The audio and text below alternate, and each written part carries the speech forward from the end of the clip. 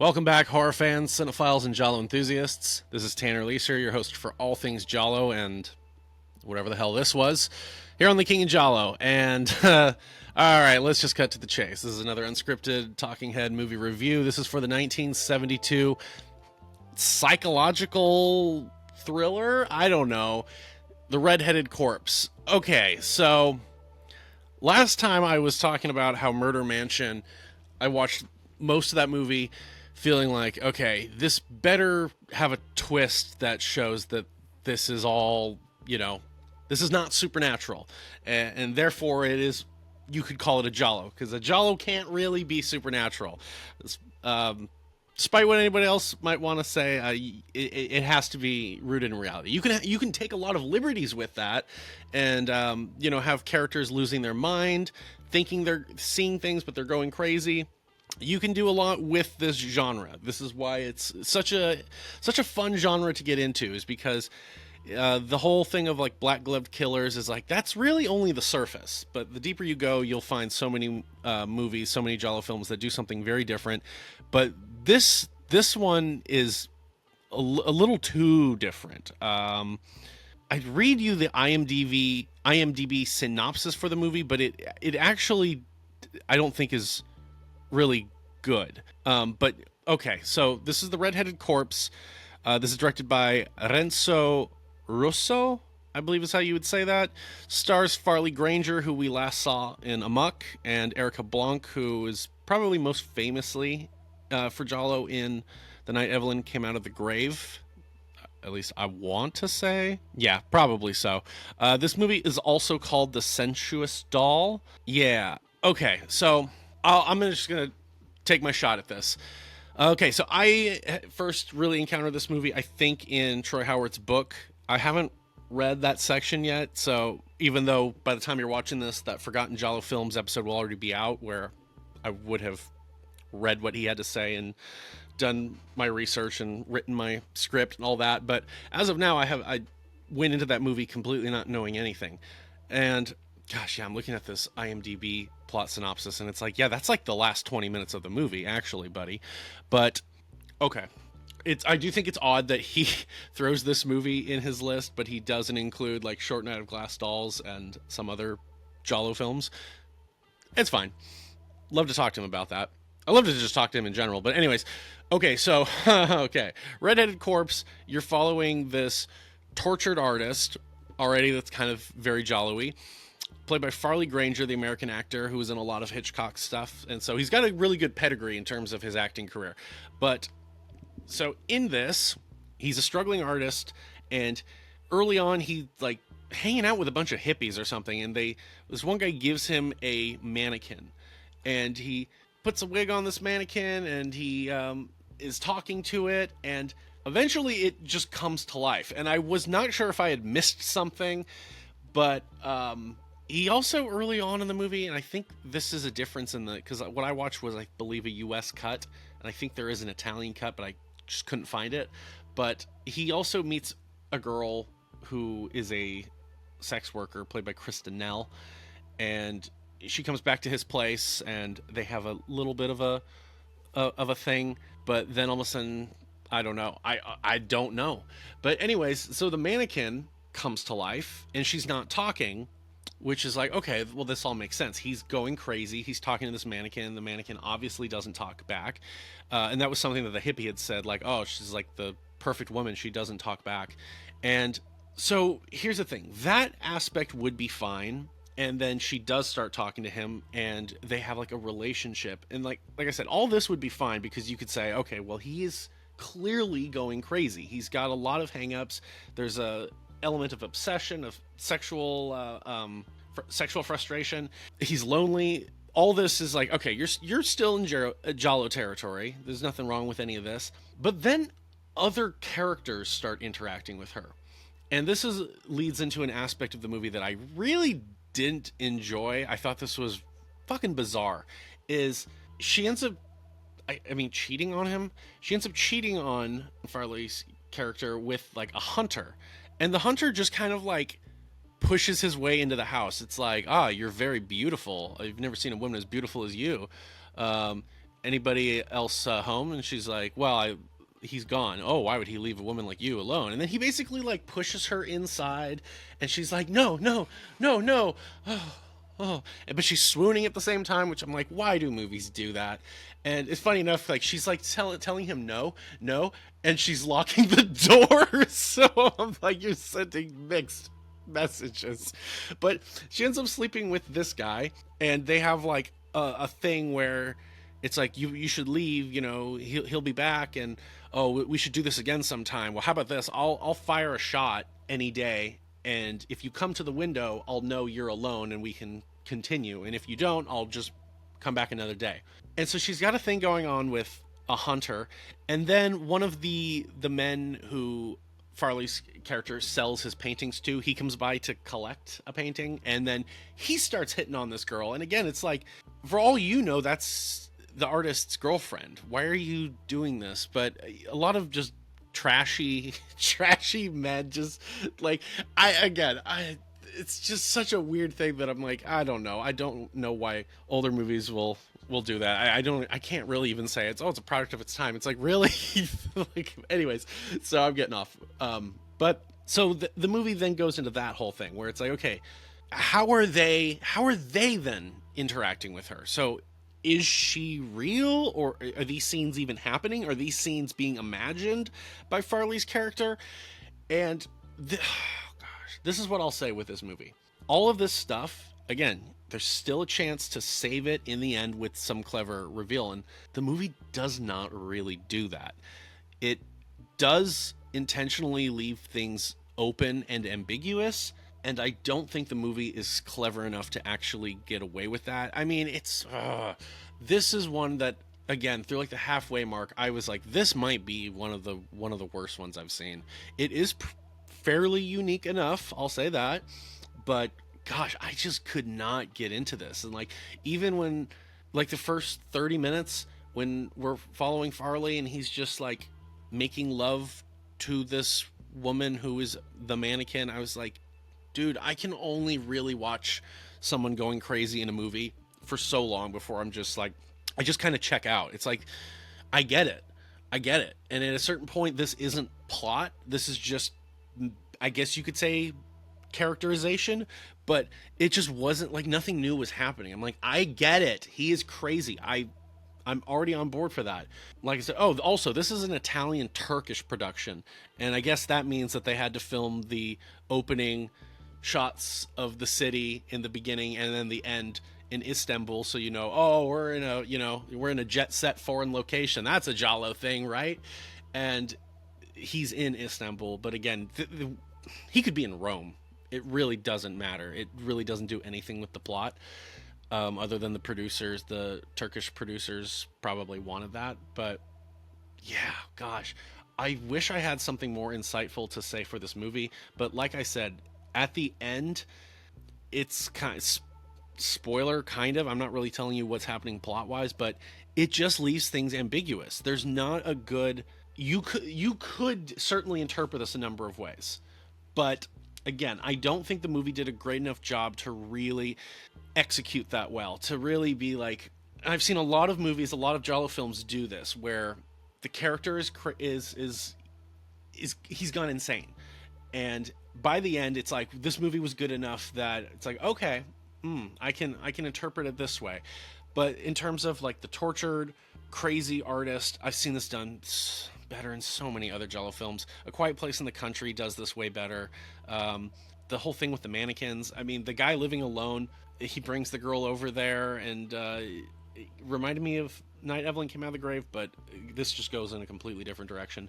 But yeah, in terms of all that stuff, it seems to be that Farley's character did experience something that was traumatic for him, and it's very possible that this past thing is bleeding into how he's dealing with the present. And so it's possible that some of these scenes might be reenactments of what happened. It's possible that all of this is really in his head, but then again, it's like, how are you then experiencing scenes that you're not there for, dialogue happening with characters that you're not privy to? And as experimental and as unique as you could say this movie is, like I said, I just don't think it really stuck the landing to get away with how weird it was. I won't say it was bad, although, gosh, I just did not really enjoy this one. If Vinegar Syndrome includes it in a future Forgotten Gialli box set, that would be pretty cool, because as it is, the transfers are really, really sloppy. They look like they're from VHS tapes. I think this is the one I saw was from a DVD, from an old DVD, but you could tell that there were shots that were from a VHS that were never restored. So there would be like a part where he brings what's her name, Krista Nell, over, and she goes off to change, and he's like preparing drinks for them, and it'll cut over to her getting undressed. I think it was her, maybe it was Erika Blanc at this point, but she's getting undressed, and so when it cuts to her, it's like very grainy. It's almost like a different color, and you can tell, okay, obviously these shots were not included in other restorations or other versions of the movie, and so it's almost like, oh, we got these and we're going to put them back in. But things like that happen. It did remind me, in terms of the quality of how I was watching it, it reminded me of The Double, because it was just like, yeah, it was just not great quality in terms of the video quality or the sound quality. It wasn't horrible. I've definitely seen a few that were really really bad, but it was just kind of rough. It was very rough around the edges. And funny enough, I did look to see what a few people had said about the movie, and more people enjoyed this than Murder Mansion, I'll say that. Some people were like, yeah, no, it's just a misunderstood movie, or it's a forgotten classic, which I'm like, maybe I did miss something. But a lot of people also pointed out that they're like, I don't know how you can call this a giallo. And I don't know if I want to take the stance right now and say this is not a giallo. There's so much going on of like those deeper giallo films with like the psychological elements that, like, it's all there, but it just doesn't stick the landing in terms of, oh, whoa, okay, so this is how that was happening. It's like, no, it really just seems like this was a movie about a mannequin coming to life and wanting to experience love, wanting to experience sex, wanting to just like, it kind of fell in. This is such a weird thing. It almost feels like a weird metaphor for like a young woman wanting to just like, you know, not be told this is the life you need to live. It's like, I want to be liberated. I want to live my own life. It kind of feels like there's an element of that, oddly enough. But yeah. Was there something else I wanted to say about this movie? There's also a weird thing where the Farley's character is like determined to create the perfect woman. That's like a little bit sprinkled in there, and so that almost reminds me of what's it called, Pygmalion. It kind of well, it's such a weird comparison because yeah, this is one of those giallo films that I think it had big ideas, but it just could not execute them well. And I really want to like this movie because I feel like it could have been pretty cool. Imagine Hatchet for the Honeymoon in those moments where he sees the mannequins. Hatchet for the Honeymoon? No, it's actually, no, I'm thinking Maniac, where the mannequins are like coming to life, sort of. But it's like, but that's the movie. That's the movie. They actually do come to life. Yeah, here's the deal. If you like this movie, please tell me. Like I said, I don't want to dislike this movie, and I'm not saying I dislike it. I won't even say that this is not a giallo. I'll wait until I do my 1972 retrospective to really wager in and see if I've. I gotta try and rewatch this movie, but boy, it was just. This was a slog. This one was really, really rough to get through for me. Farley Granger is also a great actor, and he's able to play this alcoholic artist without really without going over the top. But I can't help but feel like this has to have been kind of a low point in his career. When you work with Hitchcock, you know, decades past, and then you're doing this, I can't help but feel like, you know, the funny thing is that he did like a number of giallo films, a number of Italian horror films in like a short period of time. And I feel like Amok was really good, like underrated. Not enough people have seen that. And then he goes on and does the Redheaded Corpse or the Sensuous Doll, and yeah. But Erika Blanc is fine. I'm not particularly a person who obsesses over. I don't want to say obsesses. That's kind of rude for some fans, but some fans get really attached to certain women in giallo, like Edwidge Fenech or name whoever, and it's like, oh, it's worth to see her and her getting undressed. I'm like, I don't have that perspective ever. It's never like, well, at least I got to see her take her clothes off. But if you do like Erika Blanc and that is something important to you, she does take her clothes off in the movie. She could have not, and it wouldn't have changed my opinion of this movie one way or the other. But anyways, yeah, so I'm rambling.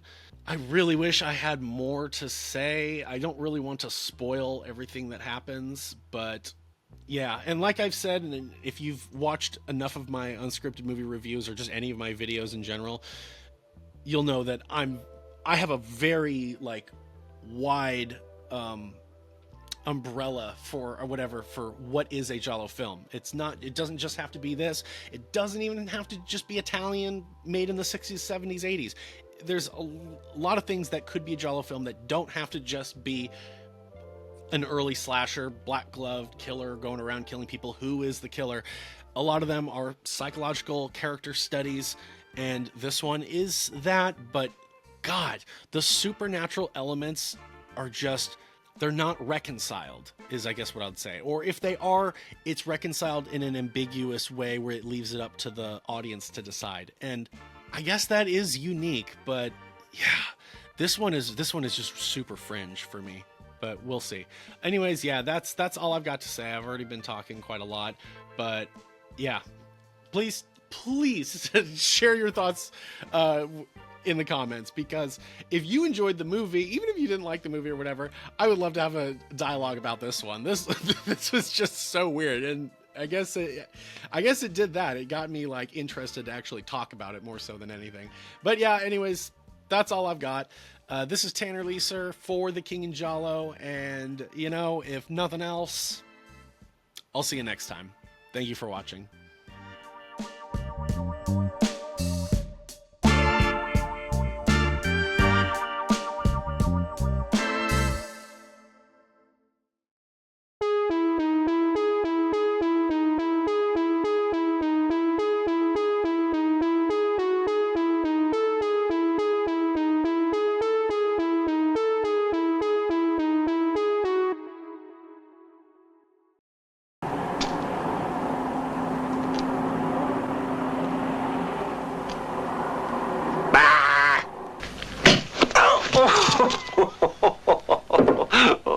Sorry. Good morning. Got a light? Sure. You live alone, beautiful? No. Anyone here? No. He'll be here this evening. How could one leave a girl like you alone? Wouldn't you do that? Not on your life. Well, I have to go. Oh, so soon. You wouldn't want to leave me out here in the cold when it's so nice and warm inside. You wouldn't do that. No. I don't want you to. No. Don't touch me, please. Oh, no, don't. Oh, no, don't. Oh, let go. Oh, no.